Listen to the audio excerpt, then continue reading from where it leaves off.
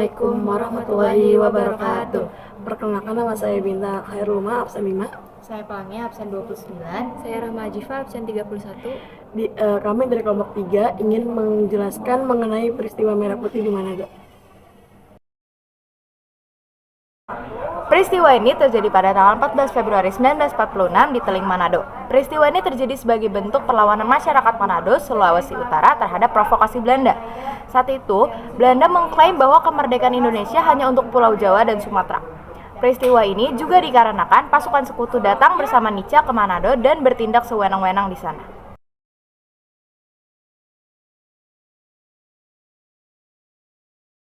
Masyarakat Manado telah mengetahui kabar kemerdekaan Indonesia, yaitu pada tanggal 20 Agustus 1945 dan segera mengibarkan bendera merah putih. Pada Oktober 1945, tentara sekutu bersama anggota Nica datang ke Manado dan ingin menguasai wilayah Manado kembali, dan berhasil karena pada saat itu masyarakat Manado tidak ada yang melawan. Para pejuang di Manado segera menyusun strategi untuk merebut kembali wilayah Sulawesi Utara. Puncak peristiwa tersebut terjadi pada tanggal 14 Februari 1946. Tetapi sebelum puncak peristiwa tersebut, Kolonel Taulu dan Sersan Waisan ditahan oleh Belanda. Kemudian diambil alih oleh Komando Mambi Runtukanu dan ia berhasil membebaskan Kolonel Taulu dan Sersan Waisan yang ditahan oleh Belanda. Puncak peristiwa ditandai dengan dirobeknya bendera Belanda yang awalnya merah putih biru menjadi merah putih dan dikibarkan di markas Belanda. Kemudian rakyat Manado berhasil mengambil alih kekuasaan kembali. Pengambilalihan kekuasaan Belanda hanya sementara. Pada bulan Maret 1946, kapal perang Belanda Piet Hein tiba di Manado dengan membawa pasukan dan disambut oleh pasukan KNIL yang memihak kepada Belanda.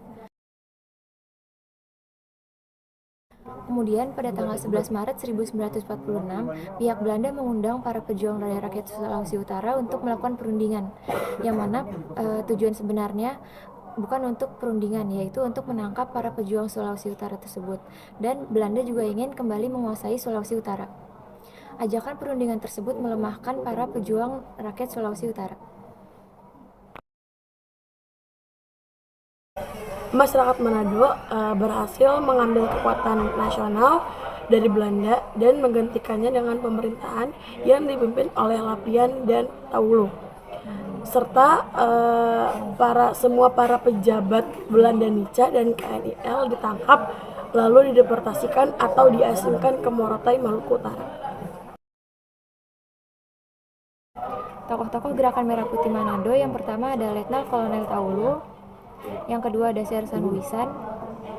Mereka berdua memerintahkan pasukannya untuk segera mengambil alih markas pusat yang dikuasai oleh Belanda. Yang ketiga ada Komando Mambi Runtukanu. Ia menjadi pengganti pada saat Letnan Kolonel Taulu dan Sersan Wisan ditangkap oleh Belanda. Sekian dari kelompok kami. Wassalamualaikum warahmatullahi wabarakatuh.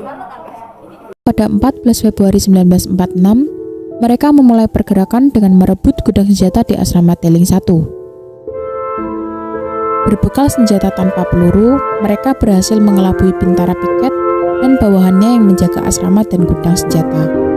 Mereka juga berhasil membebaskan Taulu dan Wisan yang sebelumnya ditahan. Selanjutnya, Kenil Pro-Indonesia bersama pemuda-pemuda Republikan Manado bergerak untuk mencari dan menangkapi orang-orang Belanda yang bersembunyi.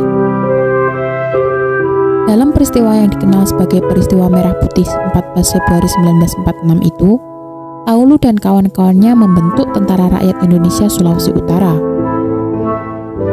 Awalnya, para kenil dan pemuda yang melawan Belanda itu menginginkan Jan Kaseger sebagai komandan Trisu, sebab ia paling senior baik secara usia maupun pengalaman berdinas di Kenil.